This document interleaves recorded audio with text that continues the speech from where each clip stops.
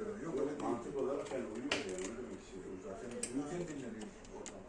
İşte ondan sonra birden yükleniyorsun. Böyle kalkar kalkmaz sofraya oturuyorsun. Bu ayrı.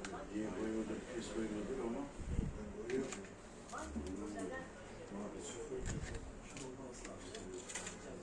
Öyle değil.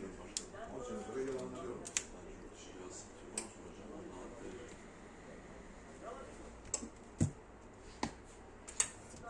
Kapitalist sistemde var ya, paranın olduğu yerdeki iş